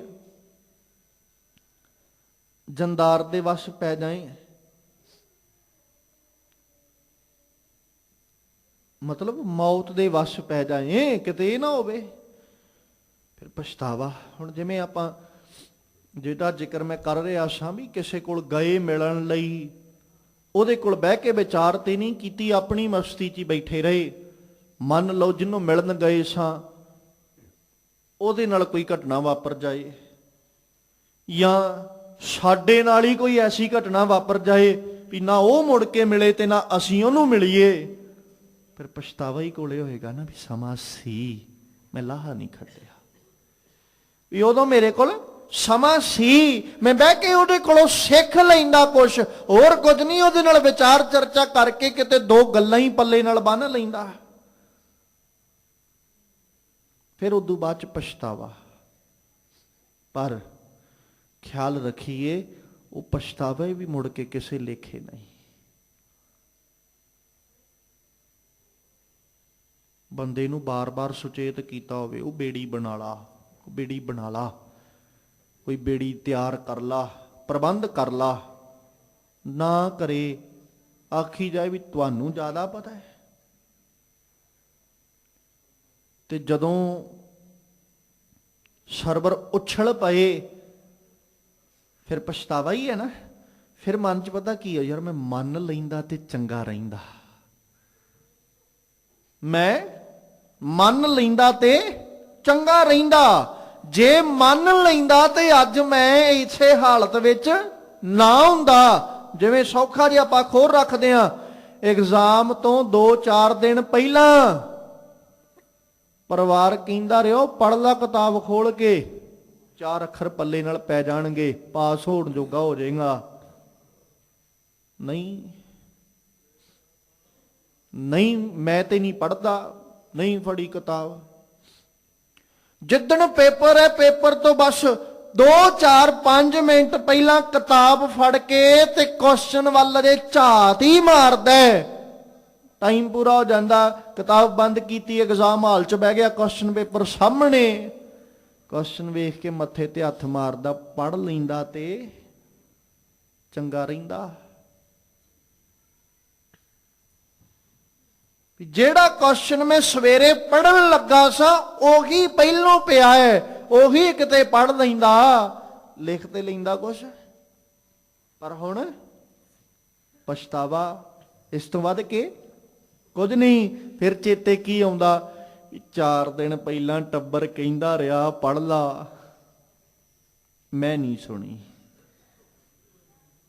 ਮੈਂ ਨਹੀਂ ਸੁਣੀ, ਮੈਂ ਪਰਵਾਹ ਨਹੀਂ ਕੀਤੀ।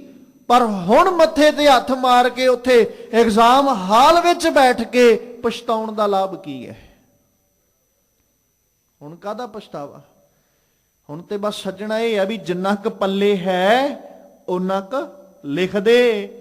ਜੇ ਕੁਛ ਆ ਗਿਆ ਤਾਂ ਵੀ ਠੀਕ ਹੈ, ਤੇ ਨਾ ਆਇਆ ਫਿਰ ਰਿਜ਼ਲਟ ਤੇ ਤੇਰੇ ਕੰਮਾਂ ਦਾ ਹੀ ਹੈ, ਨਤੀਜਾ ਤੇ ਤੇਰੇ ਕਰਮਾਂ ਦਾ ਹੀ ਹੈ। ਇਸੇ ਲਈ ਸਾਹਿਬ ਜੀ ਨੇ ਆਖਿਆ, ਕਹਿੰਦੇ ਆਪਣਾ ਜੀਵਨ ਨੂੰ ਸੁਚੇਤ ਹੋ ਕੇ, ਅਵੇਸਲਾ ਹੋ ਕੇ ਨਾ ਜਿਉ, ਸੁਚੇਤ ਹੋ ਕੇ ਚੱਲ, ਕਿਉਂਕਿ ਉੱਠ ਚੱਲਿਆ ਪਛਤਾਇਆ। ਜਦੋਂ ਉੱਠ ਕੇ ਜਾਵੇਂਗਾ ਫਿਰ ਪਛਤਾਏ ਦਾ ਲਾਭ ਕੋਈ ਨਹੀਂ ਹੋ, ਕਿਉਂਕਿ ਪਰਿਆ ਵਸ ਜੰਦਾਰ, ਫਿਰ ਤੇ ਮੌਤ ਦੀ ਫਾਹੀ ਵਿੱਚ ਹੀ ਹੋਵੇਗਾ। ਹਰੀ ਨਾਹੀ ਨਹ ਡਡਰੀ, ਪੱਕੀ ਵੱਡਣ ਹਾਰ, ਲੈ ਲੈ ਦਾਤ ਪਹੁਤਿਆ, ਲਾਵੇ ਕਰ ਤੈਯਾਰ, ਜਾਂ ਹੋਆ ਹੁਕਮ ਕਿਰਸਾਨ ਦਾ, ਤਾਂ ਲੁਣ ਮਿਣਿਆ ਖੇਤਾਰ। ਫਿਰ ਕਿਰਸਾਨ ਲਫ਼ਜ਼ ਵਰਤਿਆ ਇੱਥੇ ਰੱਬ ਜੀ ਲਈ। ਰੱਬ ਜੀ ਨੇ ਆ ਸਾਰੀ ਫਸਲ ਬੀਜੀ ਹੋਈ, ਆਪਾਂ ਸਾਰੇ ਰੱਬ ਜੀ ਦੀ ਫਸਲ ਆ। ਇਹਦੇ ਵਿੱਚ ਕੱਚੀ ਵੀ ਹੈ, ਪੱਕੀ ਵੀ ਹੈ, ਤੇ ਅੱਧ ਕੱਚੀ ਪੱਕੀ ਵੀ ਹੈ। ਬਚਪਨ ਵੀ ਹੈ, ਜਵਾਨੀ ਵੀ ਹੈ, ਤੇ ਬੁਢੇਪਾ ਵੀ ਹੈ।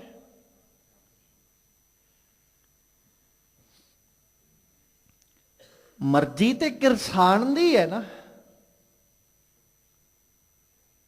ਫਸਲ ਬੀਜਣ ਲੱਗਿਆਂ ਵੀ ਮਰਜ਼ੀ ਕਿਰਸਾਨ ਦੀ, ਫਸਲ ਦੀ ਸੰਭਾਲ ਕਰਨ ਲੱਗਿਆਂ ਵੀ ਮਰਜ਼ੀ ਕਿਰਸਾਨ ਦੀ, ਤੇ ਜਦੋਂ ਖੇਤ ਨੂੰ ਲੁਣਨ ਦੀ ਵਾਰੀ ਆਵੇ ਤੇ ਮਰਜ਼ੀ ਫਿਰ ਕਿਰਸਾਨ ਦੀ। ਉਹਨੇ ਬੀਜਿਆ ਆਪਣੀ ਮਰਜ਼ੀ ਨਾਲ, ਸੰਭਾਲਿਆ ਆਪਣੀ, ਵੱਢੇਗਾ ਕਿਸੇ ਦੀ ਮਰਜ਼ੀ ਨਾਲ ਥੋੜੀ, ਵੱਢੇਗਾ ਵੀ ਤੇ ਆਪਣੀ ਮਰਜ਼ੀ ਨਾਲ ਹੀ ਨਾ। ਹੁਣ ਇਹ ਤੇ ਹੈ ਨਹੀਂ ਵੀ ਮੈਨੂੰ ਬੀਜਣ ਲੱਗਿਆ ਰੱਬ ਜੀ ਨੇ ਮੈਨੂੰ ਪੁੱਛ ਕੇ ਬੀਜਿਆ ਸੀ ਵੀ ਤੈਨੂੰ ਬੀਜਾਂ ਕਿ ਨਾ ਬੀਜਾਂ। ਫਸਲ ਪੁੱਛ ਕੇ ਥੋੜੀ ਬੀਜੀ ਉਹਨੇ। ਜਿਹਨੂੰ ਸਾਹਿਬ ਬਾਣੀ ਚ ਆਖਦੇ ਪੁੱਛ ਨਾ ਸਾਜੈ ਪੁੱਛ ਨਾ ਢਾਹੈ। ਨਾ ਉਹ ਸਾਜਦਾ ਪੁੱਛ ਕੇ ਹੈ ਤੇ ਨਾ ਢਾਉਂਦਾ ਪੁੱਛ ਕੇ ਹੈ, ਮਰਜ਼ੀ ਉਹਦੀ ਹੈ। ਉਹਨੇ ਜਨਮ ਦੇਣ ਲੱਗਿਆ ਪੁੱਛਿਆ ਥੋੜੀ। ਅਸੀਂ ਕਹਿੰਦੇ ਆ ਰੱਬ ਦਾ ਭਾਣਾ ਵਰਤਿਆ ਤੇ ਆ ਖੇਡ ਬਣੀ ਹੈ।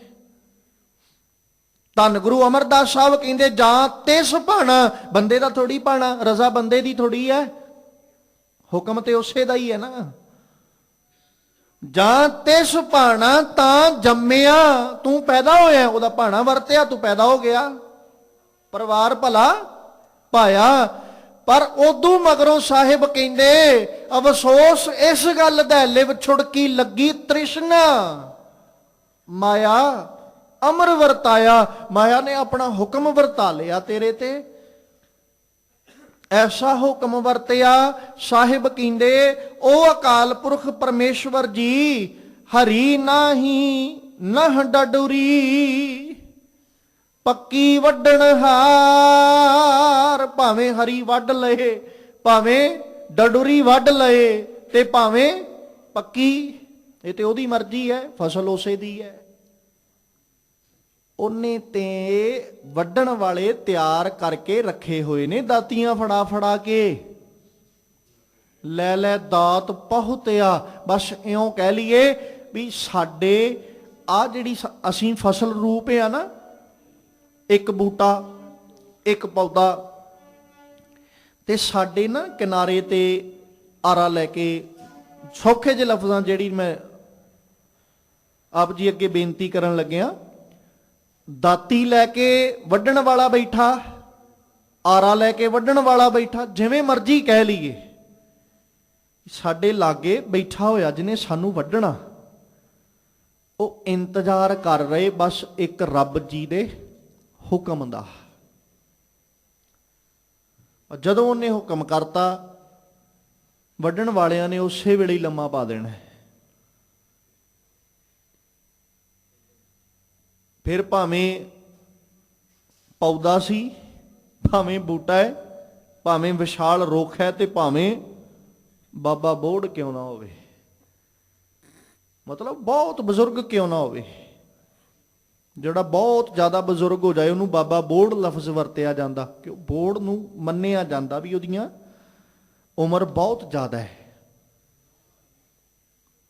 ਔਰ ਉਹਦਾ ਪਸਾਰਾ ਵੀ ਬੜਾ ਜ਼ਿਆਦਾ। ਔਰ ਵਾਕਈ ਕਿਤੇ ਮਨੁੱਖ ਦੀ ਹਾਲਤ ਵੇਖੀਏ ਤੇ ਉਸ ਬੋੜ ਵਰਗੀ ਹੈ ਜਿਹੜਾ ਪਸਾਰੇ ਪਸਾਰੀ ਤੇ ਜਾਂਦਾ ਹੈ, ਪਰ ਉਮਰ ਦਾ ਇੱਕ ਪਲ ਦਾ ਇਹਦਾ ਨਹੀਂ ਪਤਾ। ਬਸ ਇਹਦੇ ਪਸਾਰੇ ਬੋੜ ਵਰਗੇ ਨੇ ਵੀ ਉਹ ਪਹਿਲੋਂ ਇੱਕ ਤਣੇ ਤੋਂ ਹੌਲੀ ਹੌਲੀ ਵਿਸ਼ਾਲ ਹੁੰਦਾ ਗਿਆ, ਫਿਰ ਅੱਗੋਂ ਟਾਹਣੀਆਂ ਵੀ ਜੜ੍ਹਾਂ ਰੂਪ ਚ ਤਬਦੀਲ ਹੁੰਦੀਆਂ ਗਈਆਂ, ਉਹ ਪਸਾਰਾ ਵੱਧਦਾ ਗਿਆ। ਤੇ ਇਸ ਮਨੁੱਖ ਦਾ ਪਸਾਰਾ ਉਸ ਬੋਹੜ ਵਰਗਾ ਹੈ ਵੀ ਦਿਨ ਬਾ ਦਿਨ ਪਸਾਰੇ ਵਧੀ ਜਾਂਦੇ। ਪਹਿਲੋਂ ਆਪ ਸੀ, ਫਿਰ ਅਗਾਂਹ ਟਾਹਣੀਆਂ ਹੋ ਗਈਆਂ, ਫਿਰ ਅੱਗੇ ਟਾਹਣੀਆਂ ਦੀਆਂ ਟਾਹਣੀਆਂ, ਮਤਲਬ ਪਰਿਵਾਰ ਗਿਆ ਤੁਰ ਪਿਆ। ਅਸੀਂ ਉਹਨੂੰ ਵੰਸ਼ ਕਹਿਤਾ। ਤੇ ਸਾਹਿਬ ਕਹਿੰਦੇ ਖਿਆਲ ਰੱਖ, ਲੈ ਲੈ ਦਾਤ ਪਹੁਤਿਆ। ਦਾਤ ਮਤਲਬ ਦਾਤਰੀ। ਇੱਥੇ ਦਾਤ ਉਹ ਨਹੀਂ ਕੋਈ ਪਦਾਰਥ ਨਹੀਂ, ਦਾਤ ਮਤਲਬ ਦਾਤਰੀ। ਦਾਤ ਲੈ ਲੈ ਕੇ ਆਏ ਹੋਏ ਸਾਰੇ ਪਹੁੰਚੇ ਹੋਏ ਨੇ। ਲਾਵੇ ਕਰ ਤਿਆਰ, ਰੱਬ ਨੇ ਤਿਆਰ ਕੀਤੇ ਹੋਏ। ਲਾਵੇ ਮਤਲਬ ਵੱਢਣ ਵਾਲੇ। ਮੌਤ ਰੱਬ ਨੇ ਤਿਆਰ ਕੀਤੀ ਹੋਈ ਹੈ। ਜਾ ਹੋਆ ਹੁਕਮ ਕਿਰਸਾਨ ਦਾ, ਬਸ ਇੱਕ ਇਸ਼ਾਰੇ ਦੀ ਉਡੀਕ ਹੈ ਹੁਣ ਤੇ। ਜਿਵੇਂ ਕੰਬਾਈਨ ਲੈ, ਅੱਜ ਦੀ ਭਾਸ਼ਾ 'ਚ ਗੱਲ ਕਰਾਂਗੇ ਵੀ ਫਸਲ ਦੇ ਕਿਆਰੇ ਦੇ ਕੋਲੇ ਕੰਬਾਈਨ ਵਾਲਾ ਕੰਬਾਈਨ ਲੈ ਕੇ ਖੜੋਤਾ ਹੈ, ਉਡੀਕ ਵਿੱਚ ਬੈਠਾ ਵੀ ਜਿਹਦਾ ਖੇਤ ਹੈ ਬਸ ਇੱਕ ਇਸ਼ਾਰਾ ਕਰਦੇ ਉਸੇ ਵੇਲੇ ਸਾਰੀ ਹੀ ਵੱਢ ਦਿਆਂਗੇ, ਫਿਰ ਭਾਵੇਂ ਕੱਚੀ ਤੇ ਭਾਵੇਂ ਪੱਕੀ ਹੋਵੇ। ਬਸ ਕੰਬਾਈਨ ਲੈ ਕੇ ਅਗਲਾ ਕਿਨਾਰੇ ਤੇ ਖੜਾ ਹੈ ਵੀ ਇਸ਼ਾਰਾ ਕਰ। ਔਰ ਸਾਡੀ ਮੌਤ ਰੂਪ ਕੰਬਾਈਨ ਸਾਡੇ ਕੋਲੇ ਖੜੀ ਹੈ, ਬਸ ਇੱਕ ਹੁਕਮ ਕਿਰਸਾਨ ਦੇ ਦੀ ਲੋੜ ਹੈ, ਰੱਬ ਦੇ ਹੁਕਮ ਦੀ ਲੋੜ ਹੈ। ਫਿਰ ਉਹਨੇ ਪੁੱਛਣਾ ਥੋੜੀ ਕਿਸੇ ਨੂੰ, ਫਿਰ ਕੱਲੇ ਜਿਹਦਾ ਖੇਤ ਹੈ ਉਹਨੂੰ ਹੀ ਪੁੱਛਿਆ ਜਾਂਦਾ ਨਾ ਵੀ ਵੱਢੀਏ ਕਿ ਨਾ ਵੱਢੀਏ। ਜੇ ਉਹ ਕਹਿ ਦੇ ਵੱਢ ਲਓ, ਸਾਰਾ ਪਿੰਡ ਭਾਵੇਂ ਇਕੱਠਾ ਹੋ ਕੇ ਆ ਜਾਏ, ਮੈਂ ਨਹੀਂ ਵੱਢਣ ਦਿੰਦਾ। ਪਿੰਡ ਭਾਵੇਂ ਆਖੀ ਜਾਏ ਵੀ ਅਸੀਂ ਨਹੀਂ ਵੱਢਣ ਦੇਣੀ, ਕਿਰਸਾਨ ਕਹਿੰਦਾ ਫਸਲ ਮੇਰੀ ਹੈ, ਤੂੰ ਚਲਾ ਕੰਬਾਈਨ, ਰੋਕ ਕੇ ਵਿਖਾਵੇ ਕਿਹੜਾ ਰੋਕਦਾ ਹੈ। ਤੇ ਜੇ ਸਾਰਾ ਪਿੰਡ ਇਕੱਠਾ ਹੋ ਕੇ ਆ ਜਾਏ ਵੀ ਅਸੀਂ ਨਹੀਂ ਮਰਨ ਦਿੰਦੇ, ਤੇ ਇਕੱਠਾ ਹੋ ਹੀ ਜਾਂਦਾ ਹੈ। ਸਾਰਾ ਟੱਬਰ ਵੀ ਇਕੱਠਾ, ਪਰਿਵਾਰ ਵੀ ਇਕੱਠਾ, ਰਿਸ਼ਤੇਦਾਰ, ਸਾਕ ਸੰਬੰਧੀ ਇਕੱਠੇ, ਡਾਕਟਰ ਵੀ ਇਕੱਠੇ ਕਰ ਲਏ, ਉਹ ਕਹਿੰਦੇ ਵੀ ਅਸੀਂ ਮਰਨ ਨਹੀਂ ਦਿੰਦੇ, ਪਰਵਾਹ ਨਾ ਕਰੋ। ਤੇ ਰੱਬ ਕਹਿੰਦਾ ਵੀ ਰੋਕ ਕੇ ਵਿਖਾਓ। ਸੁਭਾਵਿਕ ਜਿਹੀ ਗੱਲ ਹੈ, ਸਾਰੇ ਇਕੱਠੇ ਹੋ ਗਏ, ਕਿੰਨੇ ਜ਼ਿਆਦਾ ਹੀਲੇ ਵਰਤੇ ਗਏ। ਚਿੰਤਾ ਨਾ ਕਰੋ, ਡਾਕਟਰ ਕਹਿੰਦੇ ਅਸੀਂ ਹਾਂ, ਤੁਸੀਂ ਚਿੰਤਾ ਨਾ ਕਰੋ, ਬਸ ਬਾਹਰ ਬਹਿ ਜਾਓ, ਪਰਵਾਹ ਨਾ ਕਰੋ, ਤੁਸੀਂ ਨਹੀਂ ਮਰਨ ਦਿੰਦੇ। ਤੇ ਅੱਗੋਂ ਰੱਬ ਵੀ ਕਹਿੰਦਾ ਵੀ ਤੁਸੀਂ ਮਰਨ ਨਹੀਂ ਦਿੰਦੇ, ਤੁਸੀਂ ਰੋਕ ਕੇ ਵਿਖਾਓ। ਲਾਉਂਦੇ ਜ਼ੋਰ ਆਪਣਾ ਫਿਰ ਸਾਰਾ ਅੱਡੀ ਚੋਟੀ ਦਾ। ਰੱਬ ਨੇ ਥੋੜੀ ਜ਼ੋਰ ਲਾਇਆ, ਬਚਾਉਣ ਵਾਲਿਆਂ ਨੇ ਜ਼ੋਰ ਲਾਇਆ। ਕਿਰਸਾਨ ਕਹਿੰਦਾ ਵੀ ਨਹੀਂ ਰੋਕ ਸਕਦੇ, ਤੂੰ ਚਲਾ ਕੰਬਾਈਨ ਚਲਾ। ਪਿੰਡ ਵਾਲੇ ਕਹਿੰਦੇ ਵੀ ਅਸੀਂ ਜ਼ੋਰ ਪੂਰਾ ਲਾ ਦਾਂਗੇ, ਪਰ ਤੇਰੀ ਫਸਲ ਨਹੀਂ ਵੱਢਣ ਦੇਣੀ। ਅਗਲਾ ਹਨੇਰੇ ਸਵੇਰੇ ਜਦੋਂ ਮੌਕਾ ਲੱਗਦਾ ਅਗਲਾ ਵੱਢ ਕੇ ਲੈ ਜਾਂਦਾ ਹੈ। ਤੇ ਰੱਬ ਜੀ ਨੂੰ ਮੌਕਾ ਲੱਗਣ ਦੀ ਨਹੀਂ, ਉਹਦਾ ਤੇ ਮੌਕਾ ਸਦਾ ਹੀ ਹੈ। ਅਸੀਂ ਦਿਨ ਹੋਵੇ ਰਾਤ ਹੋਵੇ, ਅਸੀਂ ਤੇ ਜਿੰਨਾ ਮਰਜ਼ੀ ਯਤਨ ਕਰ ਲਈਏ, ਦੁਨੀਆ ਦੇ ਵੱਡੇ ਤੋਂ ਵੱਡੇ ਡਾਕਟਰ ਵੀ ਇਕੱਠੇ ਕਰ ਕਰਕੇ ਅਸੀਂ ਭਾਵੇਂ ਜ਼ੋਰ ਲਾ ਲਈਏ ਵੀ ਨਹੀਂ ਮਰਨ ਦਿੰਦੇ, ਪਰ ਰੱਬ ਜੀ ਰੱਖਣ ਨਹੀਂ ਦਿੰਦਾ। ਫਿਰ ਜਦੋਂ ਉਹਦਾ ਹੁਕਮ ਹੋ ਜਾਏ ਜਾਂ ਹੋਆ ਹੁਕਮ ਕਿਰਸਾਨ ਦਾ, ਤਾਂ ਲੁਣ ਮਿਣਿਆ ਖੇਤਾਰ। ਸਾਹਿਬ ਕਹਿੰਦੇ ਫਿਰ ਉਹ ਉਸੇ ਵਕਤ ਖੇਤ ਜਿਹੜਾ ਨਾ, ਉਹਨੂੰ ਮਿਣਤੀ ਕਰਦਿਆਂ ਵੱਢ ਲੈਂਦੇ ਨੇ। ਉਹ ਵੇਖਦੇ ਨਹੀਂ ਫਿਰ ਹਰੀ ਹੈ ਕਿ ਡਡੂਰੀ ਹੈ ਕਿ ਪੱਕੀ ਹੈ, ਉਹ ਨਹੀਂ ਵੇਖਦੇ। ਬਚਪਨ ਹੈ, ਜਵਾਨੀ ਹੈ, ਅੱਧ ਖੜ ਉਮਰ ਹੈ, ਕੋਈ ਗੱਲ ਨਹੀਂ, 4 ਸਾਲ ਹੋਰ ਜਿਉਂ ਲੈਣ ਦੋ। ਬਜ਼ੁਰਗ ਹੋ ਗਿਆ ਵੀ ਚੱਲ ਕੋਈ ਗੱਲ ਨਹੀਂ, ਅਜੇ ਹੋਰ ਜ਼ਿੰਦਗੀ ਜਿਉਂ ਲੈਣ ਦੋ, ਬਚਪਨ ਹੈ, ਅਜੇ ਮੌਤ ਨਹੀਂ ਦੇਣੀ। ਉਹਨੇ ਇਹ ਥੋੜੀ ਵੇਖਣਾ, ਉਹਨੇ ਬਸ ਜਦੋਂ ਹੁਕਮ ਕਰਤਾ, ਦਾਤੀਆਂ ਲੈ ਕੇ ਖੜੇ ਹੋਏ ਜਿਹੜੇ ਲਾਵੇਂ ਨੇ, ਉਹਨਾਂ ਨੇ ਤੇ ਆਪਣੀਆਂ ਦਾਤਰੀਆਂ ਚਲਾ ਦੇਣੀਆਂ ਨੇ। ਤੇ ਜਦੋਂ ਹੁਕਮ ਹੋ ਗਿਆ, ਉਹਨਾਂ ਨੇ ਤੇ ਖੇਤ ਸਾਫ਼ ਕਰ ਦੇਣਾ। ਸਾਹਿਬ ਜੀ ਆਖਦੇ ਵੀ ਉਹ ਰੱਬ ਬੜਾ ਵੱਡਾ ਕਿਰਸਾਨ ਹੈ। ਭਲਾ ਇਸੇ ਚ ਹੀ ਹੈ ਕਿ ਜਿੰਨੀ ਕੁ ਉਹਦੀ ਬਖਸ਼ੀ ਹੋਈ ਜ਼ਿੰਦਗੀ ਜੀਵਨ ਹੈ, ਉਨੇ ਕੁ ਜਿੰਨੇ ਕੁ ਹੁਲਾਰੇ ਮਾਰ ਲਈਏ ਉਹ ਭਲਾ ਹੈ। ਹੁਲਾਰੇ ਮਾਰਨ ਤੋਂ ਭਾਵੇਂ ਹੁਣ ਫਸਲ ਬੀਜੀ ਸੀ, ਉਹ ਜਿੰਨਾ ਚਿਰ ਪੁੰਗਰੀ ਬੂਟਾ ਬਣਿਆ, ਉਹਨੂੰ ਫਲ ਪਿਆ, ਕਿਰਸਾਨ ਦਾ ਹੁਕਮ ਹੋਇਆ, ਉਹਨੇ ਵਢਾ ਲਈ। ਉਹ ਸਮੇਂ ਦੇ ਵਿੱਚ ਨਾ ਉਹਨਾਂ ਬੂਟਿਆਂ ਨੇ ਹਰਿਆਲੀ ਬਹੁਤ ਪ੍ਰਗਟਾਈ, ਖੁਸ਼ਹਾਲੀ ਬਹੁਤ ਦਿੱਤੀ। ਖੁਸ਼ਹਾਲੀ ਦਿੱਤੀ ਜਿੱਥੇ ਆਪਣੀ ਖੁਸ਼ੀ ਲਹਿਰ ਹਵਾ ਦੇ ਨਾਲ ਲਹਿਰਾਈ ਉਹ ਫਸਲ, ਜਿੱਥੇ ਉਹਨਾਂ ਆਪਣੀ ਖੁਸ਼ੀ ਨੂੰ ਪ੍ਰਗਟਾਇਆ ਨਾ, ਉੱਥੇ ਉਹਨਾਂ ਹੋਰ ਬਹੁਤ ਕੁਝ ਦਿੱਤਾ। ਸਮਾਜ ਨੂੰ ਖੁਸ਼ਹਾਲੀ ਦਿੱਤੀ, ਆਸ-ਪਾਸ ਨੂੰ ਖੁਸ਼ਹਾਲੀ ਦਿੱਤੀ। ਤੇ ਮਨੁੱਖਾ, ਤੂੰ ਰੱਬ ਜੀ ਦੀ ਉਹ ਬੀਜੀ ਹੋਈ ਫਸਲ ਹੀ ਹੈ, ਤੇ ਉਹਦੇ ਵੱਢਣ ਤੋਂ ਪਹਿਲਾਂ ਤੇਰੇ ਕੋਲ ਕਿੰਨਾ ਕੁ ਬਲ ਹੈ, ਤੇਰੇ ਕੋਲ ਕਿੰਨੀ ਕੁ ਤਾਕਤ, ਤੂੰ ਖੁਸ਼ਹਾਲੀ ਕਿੰਨੀ ਕੁ ਵੰਡ ਸਕਦਾ ਆਪਣੇ ਆਸ-ਪਾਸ। ਬਸ ਉਹ ਜਿੰਨੀ ਕੁ ਵੰਡ ਲਏਗਾ ਨਾ, ਉਨੀ ਕੁ ਖੁਸ਼ਹਾਲੀ ਤੇਰੇ ਲਈ ਲਾਹੇ ਦੀ ਹੈ। ਪਹਿਲਾ ਪਹਿਰ ਤੰਦੈ ਗਿਆ, ਦੂਜੈ ਭਰ ਸੋਇਆ, ਤੀਜੈ ਝਾਖ ਚਖਾਇਆ, ਚੌਥੈ ਭੋਰ ਪਿਆ, ਕਦ ਹੀ ਚਿਤ ਨਾ ਆਇਓ, ਜਿਨ ਜੀਉ ਪਿੰਡ ਦੀਆ। ਹੁਣ ਜ਼ਿੰਦਗੀ ਨੂੰ 4 ਪਹਿਰਾਂ ਦੇ ਵਿੱਚ ਸਾਹਿਬ ਜੀ ਨੇ ਪ੍ਰਗਟਾਇਆ। ਕਹਿੰਦੇ ਪਹਿਲਾ ਪਹਿਰ ਧੰਦਾ ਗਿਆ। ਜਿਹੜਾ ਜ਼ਿੰਦਗੀ ਦਾ ਪਹਿਲਾ ਪਹਿਰ ਸੀ ਉਹ ਕਾਹਦੇ ਚ ਗਿਆ? ਧੰਦਿਆਂ ਵਿੱਚ, ਝਮੇਲਿਆਂ ਦੇ ਵਿੱਚ। ਦੂਜੇ ਭਰ ਸੋਇਆ, ਦੂਜਾ ਪਹਿਰ ਸੌਂ ਕੇ ਕੱਢ ਲਿਆ, ਖਾ ਪੀ ਕੇ ਕੱਢ ਲਿਆ। ਤੀਜਾ ਝਾਖ ਚਖਾਇਆ, ਝਾਖ ਮਤਲਬ ਫਾਲਤੂ ਫੋਕਟ ਕਰਮ, ਝੱਖ ਮਾਰਦਾ ਰਿਹਾ, ਵਿਕਾਰ ਹੀ ਭੋਗਦਾ ਰਹਿ ਗਿਆ। ਚੌਥੇ ਭੋਰ ਭਇਆ, ਕਹਿੰਦੇ ਵੀ ਹੁਣ ਚੌਥਾ ਪਹਿਰ ਆ ਗਿਆ, ਜ਼ਿੰਦਗੀ ਦਾ ਭੌਰ ਚੜ੍ਹ ਆਈ, ਸਵੇਰ ਚੜ੍ਹ ਆਈ, ਮਤਲਬ ਚਿੱਟੇ ਆ ਗਏ ਹੁਣ ਤੇ। ਪਹਿਲਾ ਪਹਿਰ ਧੰਦਾ ਗਿਆ, ਦੂਜੇ ਭਰ ਸੋਇਆ, ਤੀਜੇ ਝਾਖ ਚਖਾਇਆ, ਚੌਥੇ ਭੌਰ ਪਿਆ। ਭੌਰ ਮਤਲਬ ਚਿੱਟੇ ਆ ਜਾਣੇ, ਹੁਣ ਦਿਨ ਚੜ ਗਿਆ ਨਾ, ਭੌਰ ਹੋ ਗਈ, ਪ੍ਰਭਾਤ ਹੋ ਗਈ। ਹੁਣ ਜਦੋਂ ਚਿੱਟੇ ਆ ਗਏ, ਸਾਹਿਬ ਕਹਿੰਦੇ ਹੈਰਾਨੀ ਤੇ ਇਸ ਗੱਲ ਦੀ ਹੈ ਵੀ ਜ਼ਿੰਦਗੀ ਦੇ 4 ਪਹਿਰ ਤੇਰੀ ਦੇ ਗੁਜ਼ਰ ਗਏ, ਤੇ ਉਹਨਾਂ 4 ਪਹਿਰਾਂ ਦੇ ਵਿੱਚ ਕਦ ਹੀ ਚਿੱਤ ਨਾ ਆਇਓ। ਵੀ ਚਿੰਤਾ ਤੇ ਇਸ ਗੱਲ ਦੀ ਹੈ ਵੀ ਜਿੰਨੇ 4 ਪਹਿਰ ਜਿਉਣ ਲਈ ਤੈਨੂੰ ਜ਼ਿੰਦਗੀ ਦਿੱਤੀ, ਤੈਨੂੰ ਉਹੀ ਚੇਤੇ ਨਹੀਂ ਆਇਆ। ਕਦ ਹੀ ਚਿੱਤ ਨਾ ਆਇਓ। ਜਿਨ ਜੀਓ ਪਿੰਡ ਦੀ ਆ, ਜਿੰਨੇ 4 ਪਹਿਰ ਜਿਉਣ ਜੋਗਾ ਕਰਤਾ, ਤੈਨੂੰ ਉਹੀ ਚੇਤੇ ਨਹੀਂ ਆਇਆ। ਜਿੰਨੇ 4 ਪਹਿਰਾਂ ਦੇ ਵਿੱਚੋਂ ਤੈਨੂੰ ਧੰਦੇ ਕਰਨ ਜੋਗੇ ਧੰਦੇ ਦੇਤੇ, ਤੈਨੂੰ ਉਹ ਚੇਤੇ ਨਹੀਂ ਆਇਆ। ਜਿੰਨੇ 4 ਪਹਿਰਾਂ ਦੇ ਵਿੱਚ ਸੌਣ ਲਈ ਤੈਨੂੰ ਨੀਂਦ ਦੇਤੀ, ਸੱਜਣਾ ਖਾਣ ਲਈ ਭੋਜਨ ਦੇਤਾ, ਤੈਨੂੰ ਸੌਣ ਲਈ ਬਿਸਤਰ ਤੱਕ ਦੇਤਾ, ਤੈਨੂੰ ਉਹੀ ਚੇਤਾ ਨਹੀਂ ਆਇਆ।